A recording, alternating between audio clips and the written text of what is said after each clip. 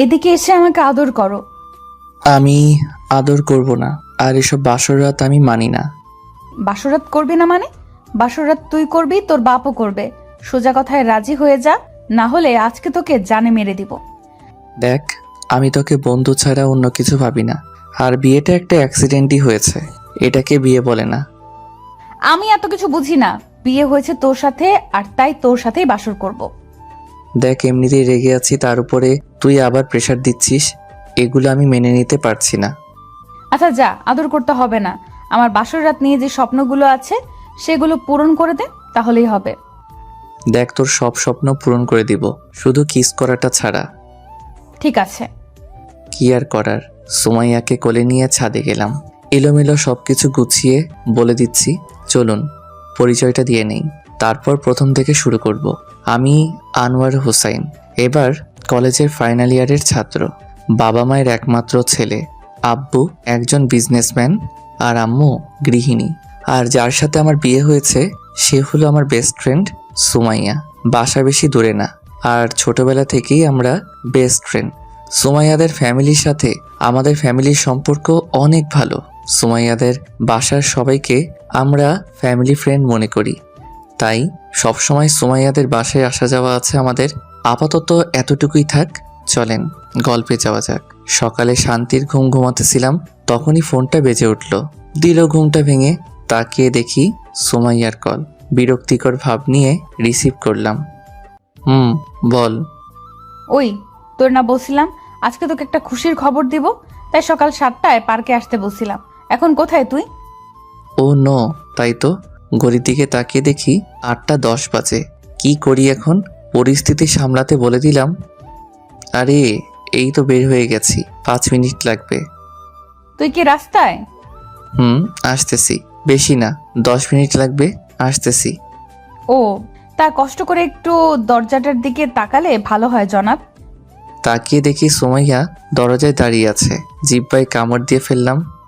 কিরে, তুই না রাস্তায়, তাহলে খাটে আসলি কিভাবে? সরি, আসলে সজাগ পাইনি। ওকে, এসেই যখন পড়েছি তখন বলেই যাই কথাটা। আমি আবার রিল্যাক্সে শুয়ে ঘুমানোর ট্রাই করতে লাগলাম। তখনই সুমাইয়া বলে উঠল, শোন, আমার বিয়ে ঠিক হয়ে গেছে। ঘুমের কারণে এত একটা কথাটার পাত্তা দিলাম না। কিরে, আমি কি বলতেছি তুই না শুনে ঘুমাচ্ছিস? ঝাঁকি খেয়ে ঘুম চলে গেল, তাই বিছানা থেকে উঠে বসলাম। বল, কি বলবি? বলেছি আমার বিয়ে ঠিক হয়ে গেছে। কি? চমকে উঠলাম ওর কথা শুনে। আর মাত্র 15 দিন পর আমার বিয়ে, তাই তোকে বলতে আসলাম। যাক, আলহামদুলিল্লাহ। তা কার জীবনটাকে নষ্ট করতে যাচ্ছিস শুনি একটু। মানে কি বললি তুই? না মানে ছেলেটাকে, যে তোকে জীবনসঙ্গী বানাতে চাই। আব্বুর বিজনেস পার্টনারের ছেলে। ছেলেটা হয়তো জানে না এই মেয়েটার ব্যাপারে, তাই বিয়ে করতে চাইতেছে। যদি ওর ব্যাপারে জানতো তাহলে কখনোই সুমাইয়াকে বিয়ে করতো না। এসব ভাবনা বাদ দিয়ে সুমাইয়াকে একটু রাগাতে বললাম। তাই নাকি? যাক, আর মাত্র 15 দিন। কিন্তু শান্তির নিঃশ্বাসটা ফেললি কেন? আমি চলে গেলে তুই খুশি হবি, তাই না? আরে না। তাহলে তুই শান্তির নিঃশ্বাসটা ফেললি কেন? আরে 15 দিন পর আমার কাঁধের পেতনি অন্য একজনের কাঁধে চলে যাবে, তাই শান্তির নিঃশ্বাসটা ফেললাম। তাকিয়ে দেখি সুমাইয়ার চোখগুলো লাল হয়ে এসেছে। এখনই আমাকে মারবে বলে মনে হইতেছে, তাই আগেই খেতার নিচে চলে যেতে লাগলাম।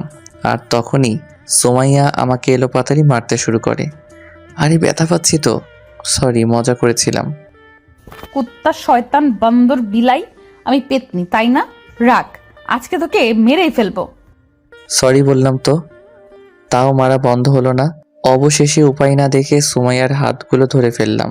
এখন সুমাইয়া থামলো। কি হলো? পেতনির মার খেতে মন চাইছে না? না, তা বিয়ে নিয়ে কোনো প্ল্যান আছে নাকি তোর? আমার অনেকগুলো প্ল্যান আছে, তাই তো তোকে নিয়ে এখন একটু ঘুরতে যাব। এখন যেতে পারবো না, বিকেলে যাব। তুই এখন বাসায় যা। আর কলেজে যাবি তো নাকি? আর আমি এখনই তোকে নিয়ে ঘুরতে যাব। অবশেষে উপায় না দেখে যেতে রাজি হলাম। তারপর সুমাইয়াকে রুমে বসিয়ে দিয়ে আমি ফ্রেশ হতে চলে গেলাম। তারপর সুমাইয়াকে নিয়ে নিচে গিয়ে নাস্তা করে নিলাম। তারপর ঘোরাফেরা করতে লাগলাম। দুপুরে হোটেলে খেয়ে নিয়েও ওর আবার এক জায়গায় গেলাম ঘুরতে। সোমাইয়ার সব ঘোরাফেরা শেষ হয় বিকেলে। সোমাইয়াকে ওর বাসায় নামিয়ে দিলাম। বিকেলে বাসায় এসে ফ্রেশ হয়ে নিলাম। রাতে সোমাইয়া ফোন দিল। কিরে, এখন ফোন দিয়েছিস কেন? তুই এখন পার্কে চলে আয় তো। এখন কেন? তুই আয়, তোকে একজনের সাথে পরিচয় করিয়ে দিব। কার সাথে পরিচয় করিয়ে দিবি বল আগে। তুই আয়, আসলেই দেখতে পারবি কার সাথে পরিচয় করিয়ে দিই। তো আর কিছু বলার আগে ফোনটা কেটে দিল। এই মেয়েটাকে নিয়ে আর পারি না। মাঝে মাঝে এমন কিছু বলে বসে যা বলার মতো না। যাক, বিয়ের আর কিছুদিন বাকি, তাই সহ্য করে নেই। রেডি হয়ে চলে গেলাম পার্কে। অনেকক্ষণ খোঁজাখুঁজি করে সোমাইয়াকে বের করলাম এক কোনায়। নির্জন জায়গায় বসে আছে সোমাইয়া, সাথে একটা কেউ আছে খেয়াল করলাম। কাছে গিয়ে দেখি একটা ছেলে সোমাইয়ার সাথে বসে আছে। কিছুটা অবাক হলাম। কিরে, তোর আসতে এত সময় লাগে? আসতে সময় লাগেনি, তোকে খুঁজে বের করতে সময় লেগেছে। ও, উনি কে? সোমাইয়া? ও হলো শাওন, তোর হবুদুলা ভাই। ও হ্যালো ভাই। হ্যালো। আয়, তোরা বসে কথা বল, আমি গিয়ে ফুচকা খেয়ে আসি। সোমাইয়া আমাকে ফাঁসিয়ে দিয়ে চলে গেল ফুচকা খেতে। কি বলবো ওনার সাথে বুঝতেছি না। তখনই শাওন বলে উঠল, তোমার কথা সুমাইয়া আমাকে অনেক বলেছে। তুমি কি সুমাইয়ার ক্লাসমেট? ভাইয়া, সোমাইয়া মেয়েটা অনেক ভালো। রাগটা একটু বেশি, তবে মনটা অনেক ফ্রেশ। তাই তো দেখতেছি। তা তুমি সুমাইয়াকে ভালোবাসো না? ফ্রেন্ড হিসেবে অনেক ভালোবাসি আমি, তার চেয়ে বেশি কিছুই না। ওকে। তা সুমাইয়ার বিয়ে হয়ে গেলে তোমার কষ্ট হবে না? বেস্ট ফ্রেন্ড চলে গেলে কার না কষ্ট হবে বলেন। তবে কিছুদিন পর সব ঠিক হয়ে যাবে ইনশাল্লাহ। তুমি সত্যিই খুব ভালো। আর ধন্যবাদ এতদিন সুমাইয়াকে আগলে রাখার জন্য। আরে কি বলেন। আচ্ছা ভাইয়া, আমাকে এখন বাসায় যেতে হবে। ওকে, সাবধানে যেও। ওকে, ভালো থাকবেন, পরে কথা হবে। আর সোমাইয়াকে আমি পাঠিয়ে দিতেছি। বলেই সেখান থেকে কেটে পড়লাম। সোমাইয়ার কাছে এসে দেখি ফুচকা খাচ্ছে। সোমাইয়া পারেও ফুচকা খেতে। ওই তোর খাওয়া শেষ হয়েছে, আমি গেলাম। তুই ওনার সাথে কথা বলা শেষ করে পরে আয়। ওকে। আরেকটা কথা, বিয়ের আগে এমন কিছু করিস না। বুঝতেই তো পারছিস কি বলতে চাইতেছি। তুই আমাকে নিয়ে এত চিন্তা করা শুরু করলি কবে থেকে? তোর ভালোর জন্যই বললাম। ওকে, তুই চিন্তা করিস না, কথা দিলাম তোকে এমন কিছুই হবে না বিয়ের আগে। ওকে, তাহলে তুই থাক, আমি গেলাম। তারপর সেখান থেকে বাসায় চলে আসলাম। এসে সেদিনের মতো ঘুমিয়ে গেলাম। এভাবে 12 দিন চলে গেল। সোমাইয়া অনেক খুশি, যা ওকে দেখেই বোঝা যাচ্ছে। আর এই কয়েকদিন সোমাইয়া আমাকে সবসময় ওর সাথে রেখেছে। আর মাত্র 3 দিন বাকি ওর বিয়ের। বাসাটা প্রায় সাজানো শেষ, প্রায় সব আত্মীয় আসা শেষ। কারণ কালকে সোমাইয়ার গায়ে হলুদ, আর বাসাটা পুরো মানুষে ভর্তি। সকালে ঘুমাচ্ছিলাম, তখনই সোমাইয়ার কল আসলো। তাই ঘুমের চোখে ফোনটা রিসিভ করলাম। বল, কি বলবি? তুই এখনই আমাদের বাসায় আয়, কাজ আছে। দেখ, কাল রাত 1টায় এসে ঘুমিয়েছি, তাই এত সকালে আসতে পারবো না। আসবি কেন?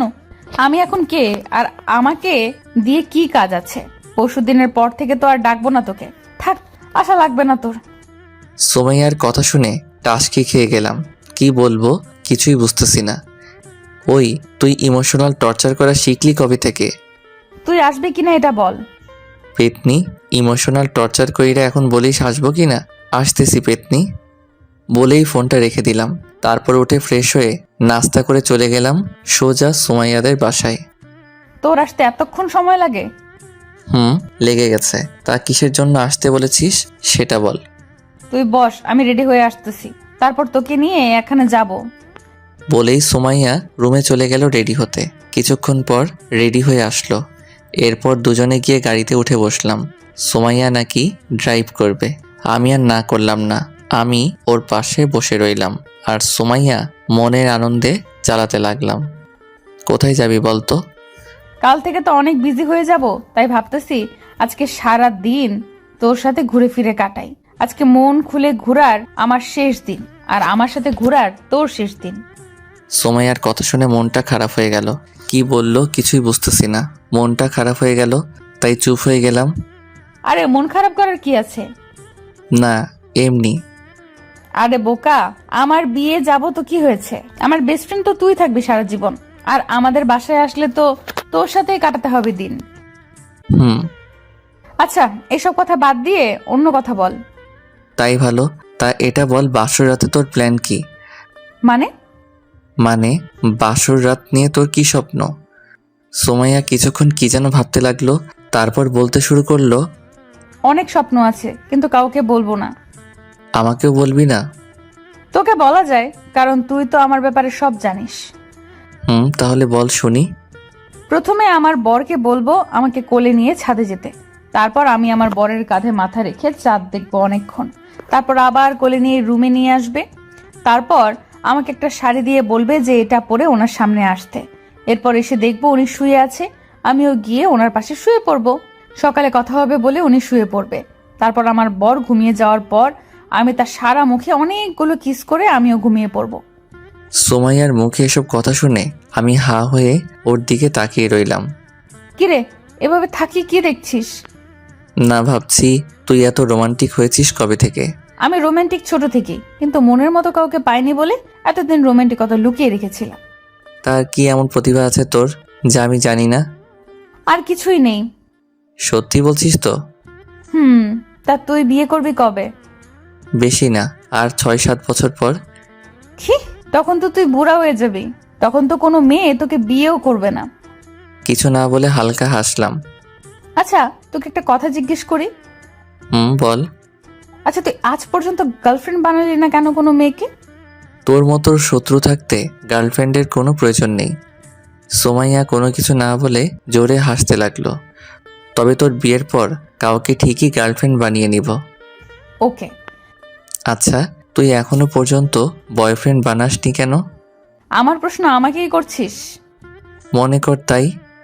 আচ্ছা তাহলে বলি, আসলে বয়ফ্রেন্ড থাকা মানে আলগা প্যারা, আর আমি প্যারা নিতে পারি না। আর বয়ফ্রেন্ডের সাথে নিজের যা শেয়ার করতাম তা তো তোর সাথেই করতে পারি, তাই ওইসব বয়ফ্রেন্ডের প্রয়োজন পড়েনি। ও, তা বিয়ের পরে কি করবি ভাবছিস? বরকে নিয়ে হানিমুনে যাব, তারপর তো পরীক্ষা চলে আসবে। পরীক্ষা দিয়ে আবার অবসর সময়টা কাটাতে দেশের বাহির থেকে ঘুরে এসে ভার্সিটিতে ভর্তি হয়ে যাব। ভালোই। তারপর সারাদিন ঘোরাফেরা করে সন্ধ্যায় সোমাইয়া আমাকে বাসার সামনে নামিয়ে দিয়ে গেল। আমি ভেতরে চলে যাচ্ছিলাম, তখনই সোমাইয়া আবার ডাক দেয়। আমি গাড়ির কাছে আসতেই বলল, কাল সকালে আন্টি আঙ্কেলকে নিয়ে আমাদের বাসায় চলে আসবি। না আসলে যে তোর অবস্থা আমি কি করব তা তুই ভাবতেও পারবি না। ওকে, যা, তুই সকালে আব্বু আম্মু নিজেরাই চলে যাবে, তুই চিন্তা করিস না। ওকে থাক তুই, আমি গেলাম। তারপর বাসায় গিয়ে খাওয়া দাওয়া করে দিলাম এক ঘুম। সকালে আম্মুর ডাকে ঘুম ভাঙে। কিরে সুমাইয়া, ফোন দিতেছে, যাবি না তুই? তোমরা যাও, আমি একটু পরে আসতেছি। আম্মু আর কিছু না বলে চলে গেল। আমি আরও কিছুক্ষণ ঘুমিয়ে নিয়ে তারপর উঠে ফ্রেশ হয়ে চলে গেলাম সোমাইয়াদের বাসায়। গিয়ে সবার আগে সোমাইয়ার সাথে দেখা করলাম। আমাকে দেখেই রেগে লাল হয়ে গেল। তোর এতক্ষণ আসার কথা ছিল। সরি রে, আসলে রেডি হতে দেরি হয়ে গেছে। আন্টি আমাকে বলেছে তুই কোথায় দেরি করেছিস। ও সরি। দুপুরেরটা ভালোই কেটে গেল।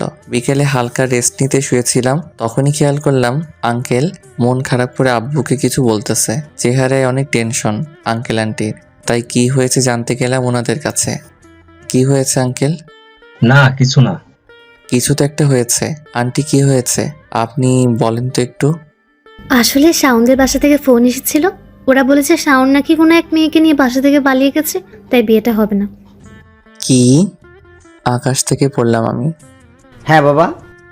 এখন এগুলো বললে কিভাবে হবে? সব আয়োজন করা শেষ, বাসায় সব মেহমানও চলে এসেছে। এখন বিয়ে হবে না বললে কিভাবে চলবে? মানুষের কাছে কিভাবে মুখ দেখাবো এটা ভাবতেছি। সবাই কি বলবে আমাদেরকে? পাশে তাকিয়ে দেখি আব্বু কি যেন ভাবতেছে আমার দিকে তাকিয়ে। তারপর বলে উঠল, হুসাইন, তুমি একটু ভিতরে যাও, আর কথাটা যেন সুমাইয়া বা কেউ জানতে না পারে, ঠিক আছে? ওকে বলেই রুমে চলে গেলাম। রুমে গিয়ে ভাবতে লাগলাম এখন কি হবে। সোমাইয়া যদি জানতে পারে ওর বিয়ে ভেঙে গেছে, তাহলে ওর কি অবস্থা হবে। না, আর ভাবতে পারতেছি না। প্রায় ঘন্টাখানেক চলে গেল এভাবে। না, বাহিরে গিয়ে দেখতে হবে সবার কি অবস্থা। তাই বাহিরে বের হলাম। বাহিরে এসে দেখি সবকিছু আগের মতোই চলতেছে। সোমাইয়ার কাছে গিয়ে দেখি সোমাইয়া হাসতেছে। কাহিনীটা বুঝতেছি না। এসব ভাবছিলাম, তখনই সোমাইয়াদের বাসার কাজের লোক এসে বলে গেল আব্বু নাকি ডাকতেছে। তাই আব্বুর রুমে গেলাম। গিয়ে দেখি আব্বু আম্মু আর আঙ্কেল আন্টি বসে আছে। আব্বু ডেকেছেন। তোমাকে একটা কথা বলার ছিল, এদিকে এসে বসো। তারপর আমিও গিয়ে আম্মুর পাশে একটা সোফায় বসে গেলাম। হুসাইন, আমরা ঠিক করেছি সুমাইয়ার বিয়েটা হবে, আর তোমার সাথেই। কি? কেন, কোনো সমস্যা আছে নাকি? আব্বু, আমি সোমাইয়াকে শুধু ফ্রেন্ড ভাবি, এর থেকে বেশি কিছু না। তাহলে এখন থেকে অন্য কিছু ভাবো, তবে সব ঠিক হয়ে যাবে। আব্বু, আপনাদের আমি কিভাবে বোঝাবো সোমাইয়া আমার বেস্ট ফ্রেন্ড, আর বেস্ট ফ্রেন্ডকে কি কেউ বিয়ে করে নাকি? আমি আর তোমার আম্মু তো বেস্ট ফ্রেন্ড ছিলাম। শোনো, বেস্ট ফ্রেন্ড যখন বউ হয় তখন সম্পর্কের সারা জীবন কোনো সমস্যা হয় না, কারণ তারা একজন আরেকজনকে খুব ভালোভাবে চেনে। তারপরেও এটা কেমন দেখায় না?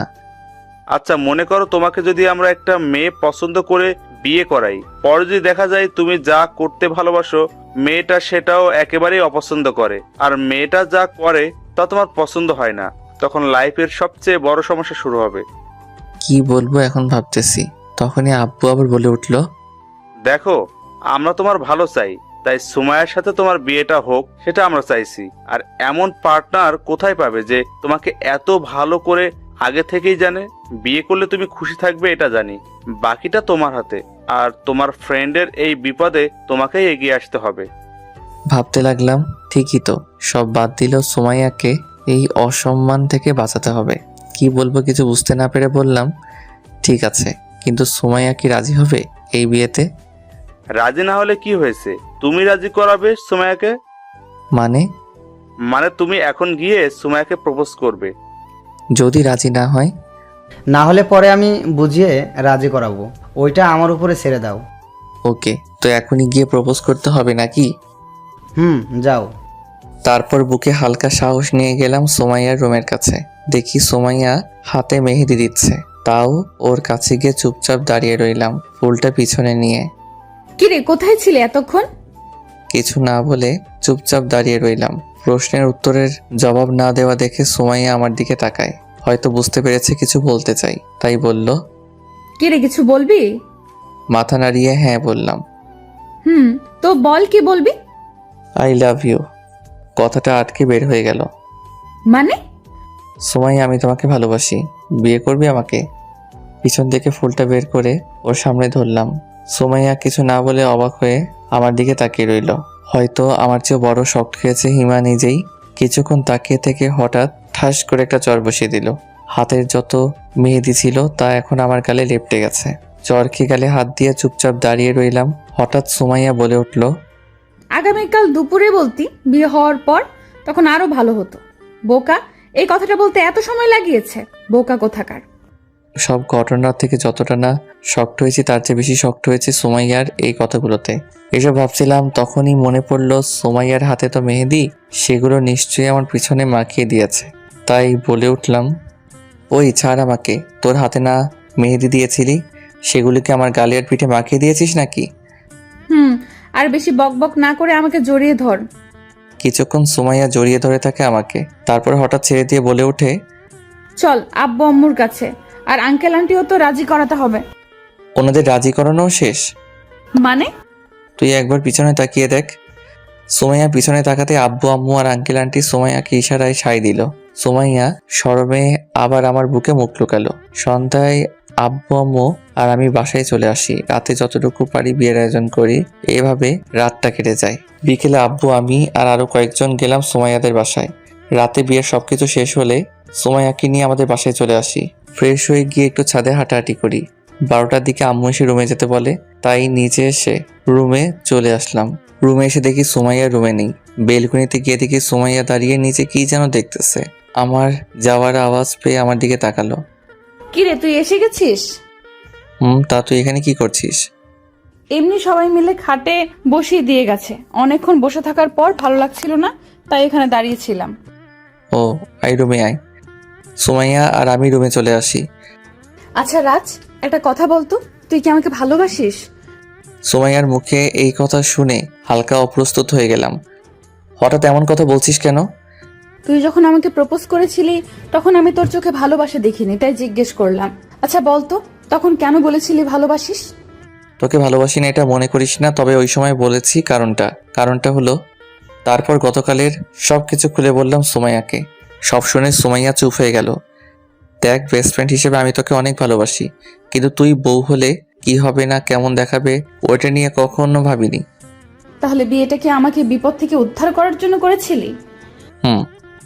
কিছুক্ষণ সুমাইয়া চুপ করে কি যেন ভাবলো, তারপর বলে উঠল, আচ্ছা, এসব কথা বাদ দিয়ে এই রাতটা উপভোগ করি, চল। মানে? এদিকে এসে আমাকে আদর কর। আমি আদর করব না, আর এসব বাসরতাই মানি না। বাসরাত করবি না মানে? বাসরাত তুই করবি, তোর বাপও করবে। সোজা কথায় রাজি হয়ে যা, না হলে আজকে তোকে জানে মেরে দিব। দেখ, আমি তোকে বন্ধু ছাড়া অন্য কিছু ভাবি না, আর বিয়েটা একটা অ্যাক্সিডেন্টই হয়েছে, এটাকে বিয়ে বলে না। আমি এত কিছু বুঝি না। বিয়ে হয়েছে তোর সাথে, আর তাই তোর সাথেই বাসর করব। দেখ, এমনিতেই রেগে আছি, আর উপরে তুই আবার প্রেশার দিচ্ছিস, সেগুলো আমি মেনে নিতে পারছি না। আচ্ছা যা, আদর করতে হবে না। আমার বাসরাত নিয়ে যে স্বপ্নগুলো আছে সেগুলো পূরণ করে দে, তাহলেই হবে। দেখ, তোর সব স্বপ্ন পূরণ করে দিব, শুধু কিস করাটা ছাড়া। সুমাইয়া রাগি চোখে কিছুক্ষণ তাকিয়ে থেকে কি যেন ভাবতে লাগলো। ঠিক আছে। কি আর করার, তাই সুমাইয়াকে কোলে নিয়ে ছাদে গেলাম। গিয়ে সুমাইয়াকে বসিয়ে দিয়ে আমি ওর পাশে বসে গেলাম। সুমাইয়া আমার কোলে মাথা রেখে আকাশের চাঁদ দেখতে লাগলো। কি দেখতেছিস ওই চাঁদে? পছন্দের মানুষ যখন পাশে থাকে তখন চাঁদকে অনেক সুন্দর দেখায়, আর তুই এটা বুঝবি না। তার মানে আমি তোর পছন্দের মানুষ? হুম। পাম দিতেছত নাকি? সুমাইয়া রাগি চোখে তারপর আমার দিকে তাকালো, তারপর হঠাৎ করে সুমাইয়া লিপ কিস করে বসলো। আমি পুরো টাসকি খেয়ে গেলাম ওর এমন কাণ্ড দেখে। কিছুক্ষণ পর সুমাইয়া আমাকে ছেড়ে দিয়ে হাঁপাতে লাগলো। আমার এখনো ঘোর কাটেনি, তাই টাসকি খেয়ে বসে আছি। এবার হয়েছে বিশ্বাস? মাথা নাড়িয়ে শুধু হ্যাঁ বলল। গুড। এবার কোলে নিয়ে রুমে চল। কিছু না বলে সুমাইয়াকে নিয়ে সোজা রুমে চলে আসলাম। তারপর সুমাইয়াকে নামিয়ে দিয়ে ফ্রেশ হতে চলে গেলাম। ফ্রেশ হয়ে এসে দেখি সুমাইয়া সব গহনা খুলতেছে ড্রেসিংয়ের সামনে বসে। রুমে বেশি একটা আলো নেই, তার উপরে যা আছে সবগুলো মোমবাতি, আর তার সামনেই বসে সুমাইয়া গহনাগুলো খুলতেছে। মোমবাতির আলোয় সুমাইয়াকে এক মায়াবতী লাগতেছে। মায়াপুরীর হয়তো রানী, হয়তো সুমাইয়া। এই প্রথম সুমাইয়ার দিকে বন্ধু ছাড়া অন্যভাবে তাকিয়েছি। এসব ভাবছিলাম, তখনই সুমাইয়া এসে হালকা ধাক্কা দিয়ে বলল, কি রে, এভাবে আমার দিকে তাকিয়ে কি দেখছিলি? কিছু না। এভাবে তাকিয়ে থাকলে আমার প্রেমে পড়ে যাবে। যা গিয়ে ফ্রেশ হয়ে আয়। হুম। সারাদিনে অনেক টায়ার্ড, তাই বেশি কিছু না বলে শুয়ে পড়লাম। জানি সুমাইয়া বাহিরে এসে আবার কিছু একটা করে বসবে, তাই চুপ করে শুয়ে রইলাম। কিছুক্ষণ পর সুমাইয়া এসে সোজা আমার উপরে শুয়ে গেল। এমনটাই হবে জানতাম, তাই অবাক হলাম না। সুমাইয়াকে বললাম, কি হলো, তুই আমার উপর উঠে শুয়ে পড়লি কেন?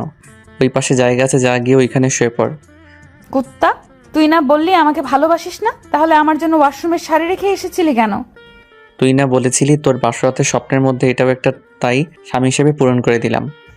আমি তো বলেছিলাম আমার স্বামী আমাকে ভালোবেসে রাখবে শাড়িটা, তা তুই কি এটা ভালোবেসে রেখেছিলি? না। ও আচ্ছা, তাহলে তুই ঘুমিয়ে যা, সকালে কথা হবে। এমনিতেই সারাদিনের ক্লান্তিকর ছিল, তাই তাড়াতাড়ি ঘুমিয়ে গেলাম। সকালে কারো কথা বলার শব্দে ঘুম ভাঙলো। তাকিয়ে দেখি আম্মু রুম থেকে বেরিয়ে যাচ্ছে, আর পাশে তাকিয়ে দেখি সুমাইয়া আমার বুকে মাথা রেখে কি যেন ভাবতেছে। কিরে, আম্মু এসেছিল কেন? তোকে ডাকতে এসেছিল, আমি বললাম আম্মুকে চলে যেতে, আমি তোকে নিয়ে আসছি। তুই আমার বুকে শুয়ে আছিস কেন? মন চেয়েছে তাই, আর তুই তাড়াতাড়ি গিয়ে ফ্রেশ হয়ে নে, না হলে আর কেউ রুমে আসলে তোকে নিয়ে হাসাহাসি করবে। কেন, কি করেছিস তুই? আমার শেষ স্বপ্নটাও পূরণ করে নিয়েছি। তার মানে আমার সারা মুখে লিপস্টিকের দাগ লেগে আছে, তাই তো? সুমাইয়া হালকা লজ্জা পেল। উঠে ফ্রেশ হতে চলে গেলাম। ওয়াশরুমের আয়নায় তাকিয়ে দেখি সত্যি মুখের কয়েকটা জায়গায় লিপস্টিকের দাগ লেগে আছে। শাওয়ার নিয়ে তাড়াতাড়ি চলে আসলাম। এসে দেখি হিমা বিছানাটা গোছাচ্ছে, তাই আমিও রেডি হতে লাগলাম। সুমাইয়া গিয়ে ফ্রেশ হয়ে আসার পর দুজনে চলে গেলাম নিচে নাস্তা করতে। তারপর নাস্তা করে আমি উপরে চলে আসলাম। কিছুক্ষণ পর দেখি সুমাইয়াও রুমে চলে আসলো। এসেই আমার পাশে বসে গেল। আজকে আমাদের সংসার লাইফের প্রথম দিন। তোর কাছে কেমন লাগতেছে আমি জানি না, তবে আমার কাছে অনেক ভালো লাগতেছে। তা সংসারে যে কাজ করতে হয় তা কি জানিস না? জানি, গিয়েও ছিলাম, কিন্তু আম্মু তোর খেয়াল রাখতে পাঠিয়ে দিয়েছে। আমি স্কুলে বাচ্চা না, যে তোকে খেয়াল রাখতে হবে। যা গিয়ে আমার জন্য কফি নিয়ে আয়। তোর কফি তুই গিয়ে নিয়ে আয়। এখন কিন্তু আমি তোর স্বামী আর স্বামীর কথা স্ত্রীকে শুনতে হয়, তা কি তুই জানিস না? সুমাইয়া রাগী একটা ভাব নিয়ে তাকিয়ে উঠে চলে গেল। কিছুক্ষণ পর কফি নিয়ে আসলো আমার জন্য। স্বামী সাহেব, নিন আপনার কফি। হালকা মুচকিয়ে সে কফিটা নিয়ে নিলাম। তারপর সুমাইয়া এসে আবার আমার কোলে শুয়ে গেল। ওই তুই কোলে শুয়েছিস কেন? চুপচাপ বসে থাক। আমি তো একটা কথা শুনেছি না, তুই এখন আমার একটা কথা শুনবি। ও তার মানে এই কারণেই কফিটা এনে দিয়েছিলি? আমি এখন একটু ঘুমাবো আর তোর কোলে মাথা রেখে ঘুমাবো। কিছু না বলে আমি আবার ফোন টিপায় মন দিলাম। সন্ধ্যায় আব্বু আমাকে আর সুমাইয়াকে তার রুমে যেতে বলল। বুঝতে পারলাম না ডাকার কারণটা কি। সুমাইয়া আর আমি গেলাম আব্বুর রুমে। গিয়ে দেখি আব্বু আম্মু দুজনে বসে আছে। আব্বু ডেকেছিলেন আমাদের? কালকে সকালে সুমাইয়াদের বাসা থেকে লোক এসে সুমাইয়াকে নিয়ে যাবে, আর তোমাকেও। আর তোমরা হানিমুনে কোথায় যাবে বলে ঠিক করেছো? আব্বুকে এখন কি বলবো বুঝতেছি না। তখনই সুমাইয়া বলে উঠল, আব্বু সামনে তো পরীক্ষা, তাই এখন হানিমুনে যেতে চাইছি না। পরীক্ষার পর হানিমুন নিয়ে চিন্তা করব। ওকে, সমস্যা নাই, তাহলে রেডি হয়ে থেকো কালকে যাওয়ার জন্য। আচ্ছা বলেই সুমাইয়া আর আমি চলে আসলাম। ওই আব্বু, প্রশ্ন করার পর তুই কিছু বললি না কেন? তোদের শ্বশুর আর বৌমার মধ্যে আমি কথা বলে কি করব? আচ্ছা, আমাদের প্রথম বেবি কিন্তু ছেলে নিব। সুমাইয়ার কথা শুনে হা করে ওর দিকে তাকিয়ে রইলাম। কি বলে মেয়েটা? কি রে, এভাবে হা করে তাকিয়ে আছিস যে? ওই তুই কোন কথার মাঝে কোন কথা নিয়ে আসিস? বিয়ে হয়েছে 2 দিনও হলো না, আর উনি এসেছে প্রথম সন্তান, কি নিব? আরে ভবিষ্যতের প্ল্যানিং করতে হবে না গাধা। তুই কর তোর ভবিষ্যতের প্ল্যানিং। আমি গেলাম ছাদে। বলেই ছাদে চলে আসলাম। এসে সন্ধ্যায় আকাশটা উপলব্ধি করতে লাগলাম। কিছুক্ষণ পর হঠাৎ পিছন থেকে কেউ জড়িয়ে ধরলো। না দেখেই বোঝা যায় এটা সুমাইয়া ছাড়া আর কেউ না, তাই ওর দিকে তাকালাম না। হঠাৎ সুমাইয়া বলে উঠল, সন্ধ্যার আকাশ দেখতে যে কেউ একজন লাগে, তাকে তুই জানিস? না, তা একটু কষ্ট করে বলবেন কাকে লাগে পাশে? নিজের ভালোবাসার মানুষটা। আমার তো কোনো ভালোবাসার মানুষ নেই, তাই একাই দেখছি। এটা বলা মাত্রই সুমাইয়া পিঠে কামড় বসিয়ে দেয়। ওই কি করছিস? ছাড় ছাড়। আর বলবি ভালোবাসার মানুষ নেই? পাগলিটাকে শান্ত করতে তাই না করলাম, না হলে কামড় ছাড়বে না। এই তো গুড বয়। কেন এসব বাজে বাজে কথা বলে আমাকে রাগিয়ে দিস বলতো? ব্যথা করতেছে জায়গাটা। ঠিকই আছে, আর যেন না বলিস, তাই কামড়টাও জোরেই দিয়েছি। ওই তুই কি রাক্ষসী নাকি? এইভাবে কেউ কাউকে কামড় দেয় নাকি? শয়তানকে সোজা করতে হলে দিতে হয়। এখন চল রুমে, আমি তোকে মলম লাগিয়ে দিতেছি। থাক, লাগানো লাগবে না। আবার বেশি কথা বলতেছিস, চল। হালকা ব্যথাও ছিল, তাই ভাবলাম রুমে এসে মলমটা লাগিয়ে নেই। তাই সুমাইয়াকে বললাম, চলো তাহলে। যখনই পা বাড়ালাম তখনই সুমাইয়া বলে উঠল, আমাকে কোলে নিয়ে চল। ওই তুই কি বলছিস তুই জানিস? আব্বু বা আম্মু যদি কেউ দেখে তাহলে কি ভাববে? আম্মু রান্নার রুমে আর আব্বু রুমে শুয়ে আছে, দেখে এসেছি, তাই ভয় পাওয়ার কিছুই নেই। তারপরও নিতে পারবো না, তুই অনেক মোটা হয়ে গেছিস ইদানিং। কথাটা বলার পরে সুমাইয়া রাগী চোখে আমার দিকে তাকালো। এখনই হয়তো কাঁচা গিলে খাবে আমাকে। আচ্ছা এবারের মতো নিয়ে যাই। থাক, তোরে নিয়ে যাওয়া লাগবে না। অভিমানে মুখ ফিরায় চলে আসতেছে, তখনই টান দিয়ে কোলে তুলে নিলাম। ছাড়, আমাকে ধরবি না একদম। সরি, আর বলবো না। হুম। বলেই আমার গলা জড়িয়ে ধরে কোলে বসে আছে। তারপর সোজা নিয়ে রুমে নামিয়ে দিলাম। তারপর ড্রয়ার থেকে একটা মলম নিয়ে এসে আমার সামনে হাজির হলো। এই, তুই তো টি শার্ট খুলে আমার কোলে শুয়ে পড়, আমি মলম লাগিয়ে দিচ্ছি। থাক, মলম লাগাতে হবে না। আর তোর সামনে গায়ে টি শার্ট খুলবো কিভাবে? তার চেয়ে ভালো লাগানোই লাগবে না। চুপ, বেশি কথা না বলে যা বলেছি তা কর তাড়াতাড়ি। এসেছে লাজুক সাহেব, বউয়ের সামনে কাপড় খুলে ওনার সম্মান চলে যাবে। এমনি লাগিয়ে দে, টি শার্ট খোলার কি দরকার? তুই নিজে খুলে আসবি না আমি উঠে খুলে দিব তোর টি শার্ট? কোনটা? তোর খুলতে হবে না, নিজেই পারবো। বলে টি শার্টটা খুলে উল্টা সুমাইয়ার কোলে শুয়ে গেলাম। তারপর সুমাইয়া কামড় দেওয়ার জায়গাটায় মলম লাগিয়ে দিতে লাগলো, আর আরেক হাত দিয়ে মাথার চুলগুলো টেনে দিতে লাগলো। আমার একটা দুর্বলতা আছে, আর সেটা হলো আমি শুয়ে থাকা অবস্থায় যদি কেউ আমার চুলগুলো টেনে দেয় তাহলে আমি খুব তাড়াতাড়ি ঘুমিয়ে যাই। আর এটা সুমাইয়াও জানতো, তাই এবারও বেশি একটা দেরি হয়নি ঘুমাতে। ঘুম ভাঙলো সুমাইয়ার ডাকে। তাকিয়ে দেখি এখনও ওইভাবে শুয়ে আছি, আর সুমাইয়া খাটের সাথে পিঠ ঠেকিয়ে বসে বসে মোবাইল টিপতেছে। কি রে, রাতে খাবি না? হুম। আম্মু ডাকতে এসেছিল, উঠে ফ্রেশ হয়ে আয়, নিচে যেতে হবে। আম্মু এসে কি আমাকে এভাবে ঘুমাতে দেখে গেছে? এভাবে মানে? মানে তোর কোলে মাথা রেখে ঘুমিয়ে আছি। কেন? তুই মারবি আমাকে? আম্মু দেখে কি ভেবেছে বলতো? আর তুই আমার চুলগুলো টেনে দিতে গেলি কেন? মন চেয়েছে তাই। আর আম্মু কি ভাববে? হ্যাঁ, ওনারা কি এই বয়সটা পার করেনি? ওনারা কি জানে না নাকি কি হবে এখন? এসব চিন্তা বাদ দিয়ে গিয়ে ফ্রেশ হয়ে আয়, নিচে যেতে হবে আবার। আমার টি শার্টটা কোথায়? এই নে। তারপর উঠে ফ্রেশ হয়ে দুজনে চলে গেলাম নিচে। খাওয়া দাওয়া করে আবার উপরে চলে আসলাম। এসে আমি খাটের সাথে হেলান দিয়ে বই পড়তেছিলাম, তখনই সুমাইয়া রুমে আসলো। কিরে, বউ রেখে একা একা কি করছিস? বলেই আমার বুকে মাথা দিয়ে কি পড়ছি তা দেখতে বসে গেল। ওই তুই কি শুরু করলি? শান্তিতে একটু কাজগুলো করতে দে, তুই ঘুমিয়ে যা। কাল তো আবার তোকে তোদের বাসায় যেতে হবে। তুই যাবি না? না। ওকে, আব্বুকে দিয়ে তোকে সোজা করতে হবে। আর আমাদের বাসা থেকে ঘুরে আসার আগে কোনো লেখাপড়া নেই, বুঝলি? তো এখন কি করব? ঘুমাবি আমার সাথে। আমি একটু আগে ঘুম থেকে উঠেছি, তাই এখন আর ঘুমাতে পারবো না। তাহলে দুজন মিলে একটা কাজ করতে পারি। কি কাজ? চল আমরা সেক্স করি। সুমাইয়ার কথা শুনে টাসকি খেয়ে গেলাম। কি বলবো কিছুই বুঝতেছি না। এটা তো সেই সুমাইয়া না যাকে আমি বিয়ের আগে চিনতাম। কিরে, কি বলিস? ওই তুই কি বলছিস? মাথা ঠিক আছে তো তোর? গাঁজা খেয়ে এসেছিস নাকি? ঘুমা, না হলে আমি এখনই রুম থেকে চলে যাব বলে দিলাম। ওকে ওকে, আয় দুজনে ঘুমিয়ে যাই। আর এমন ভাবে অবাক হওয়ার কি আছে? তারপর সুমাইয়া আমাকে জড়িয়ে ধরে ঘুমিয়ে গেল। এইভাবে কেটে গেল এক সপ্তাহ। বিয়ের সব ঝামেলা শেষ করে ফেললাম, কিন্তু দিন দিন সুমাইয়ার পাগলামি বাড়তেছে। সকালে রেডি হয়ে সুমাইয়াকে নিয়ে কলেজে গেলাম। সবার খোঁজ খবর নিয়ে আমি বসে বসে আড্ডা দিতেছিলাম। সুমাইয়া চলে গেল মেয়ে ফ্রেন্ডগুলোর সাথে আড্ডা দিতে। ক্লাস শুরু হওয়ার কিছুক্ষণ আগে তিশা আমার কাছে আসলো। তিশা হলো পুরো কলেজের ক্রাশ, সেই সূত্রে আমারও ক্রাশ। তিশা আমাকে ডাক দিয়ে নিয়ে যায় কি বলবে বলে। আমিও তিশাকে নিয়ে একটা গাছের নিচে গিয়ে দাঁড়ালাম। কি অবস্থা হুসেন? এতদিন কোথায় ছিলে? এতদিন বিয়ে নিয়ে একটু বিজি ছিলাম, তাই আসতে পারি নাই। তা বিয়ে করে ফেলেছো, আমাদের কাউকে তো দাওয়াতও দিলে না। আসলে বিয়ে যে করবো সেটা আমিও জানি না, সবকিছু হঠাৎ করে হয়ে গেল, তাই কাউকে বলার সুযোগ হয়নি। তাই নাকি? কি হয়েছে বলো তো একটু শুনি। আসলে তারপর সবকিছু তিশাকে খুলে বললাম। যা হয়েছে তা ভালোই হয়েছে, কিন্তু একটা জিনিস খেয়াল করেছো হুসেন তুমি? না, কি? সুমাইয়া সেই কখন থেকে আমাদের লুকিয়ে লুকিয়ে দেখতেছে। তাই নাকি? তাহলে তো ম্যাডামকে একটা শিক্ষা দিতে হয়। কিভাবে? তুমি যদি কিছু মনে না করো তাহলে তোমার হাত পারি, তাহলে সুমাইয়া দেখবে রেগে চলে গেছে। ওকে, বাট পরে আবার তোমাকে মারবে না তো? সুমাইয়া যেই রাগী।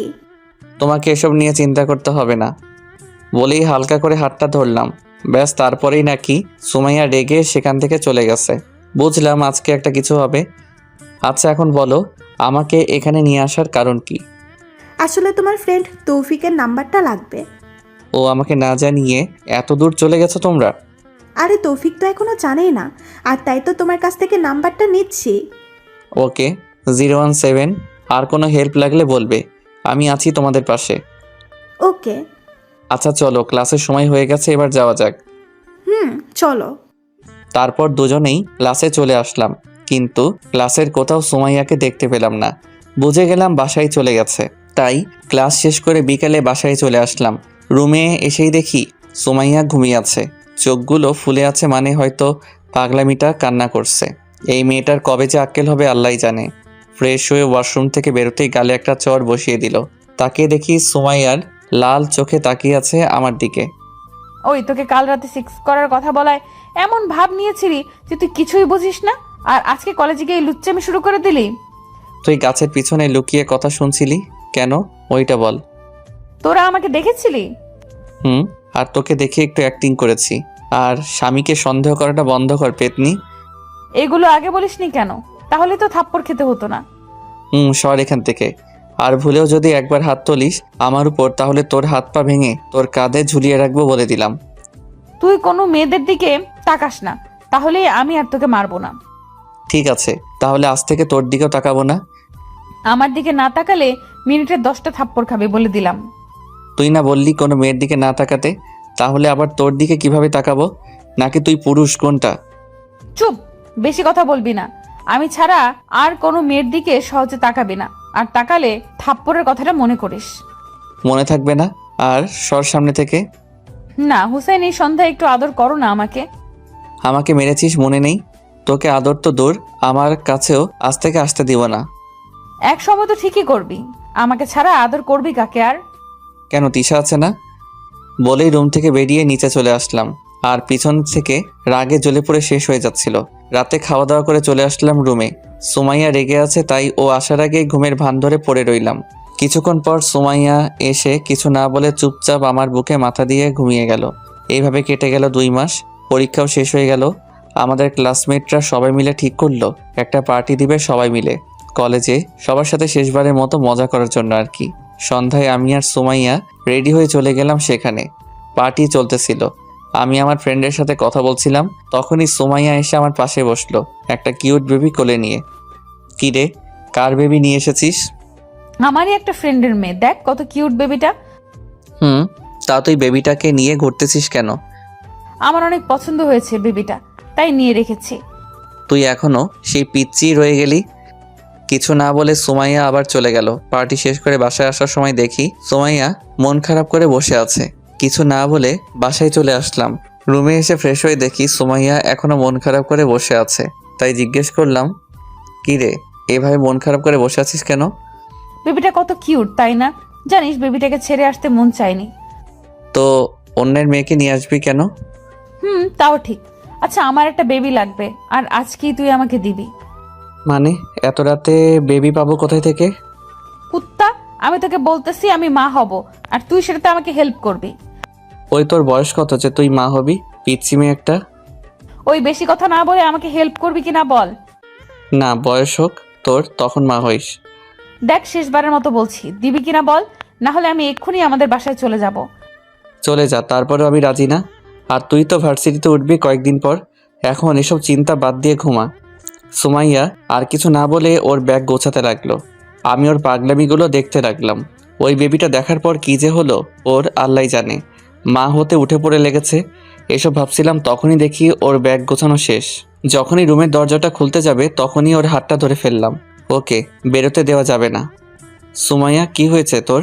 এরকম করছিস কেন? তুই মাত্র কলেজ লাইফ শেষ করেছিস, এখনই বেবি নিয়ে কি করবি তুই? আমার একটা বেবি লাগবে, তুই দিবি কিনা বল, না হলে ছাড় আমাকে, আমি এক্ষুনি চলে যাব। মা হওয়া এত সোজা না, আরও একবার ভেবে দেখ, পরে আমাকে বলতে পারবি না বলে দিলাম। সুমাইয়া অবাক হয়ে আমার দিকে তাকায়, তারপর ওর হাতের ব্যাগটা ফেলে দিয়ে এক লাফে আমার কোলে উঠে যায়। তারপর আর কিছু বলার আগে আমার ঠোঁটগুলো নিজের ঠোঁট দিয়ে বন্ধ করে দিল। 2 বছর পর কেটে গেল আমাদের সংসারের, আর ছোট একটা বেবিও আছে আমাদের। আসলে সুমাইয়া ভার্সিটিতে যায়নি, তাই বিকেলে ভার্সিটি থেকে ফিরে এসে দেখি সুমাইয়া রুমে একা বসে আছে। কি রে, তুই একা বসে আছিস? বাবু কই? বাবুকে আম্মুর কাছে দিয়ে এসেছি সামলাতে। কেন? আম্মু আমাদের বাবুকে সামলাবে, আর আমি আম্মুর বাবুকে সামলাবো। কোনটা বলিস? তোর মতলবটা ভালো লাগতেছে না। ভালো লাগা লাগবে না। বলেই ধাক্কা মেরে খাটে ফেলে দেয়। তারপর আর কি, চলতে লাগলো আমাদের প্রেম কাহিনী। দোয়া করবেন সবাই আমরা যেন সুখে শান্তিতে দিন কাটাতে পারি। ভালো থাকবেন সবাই। আল্লাহ হাফেজ।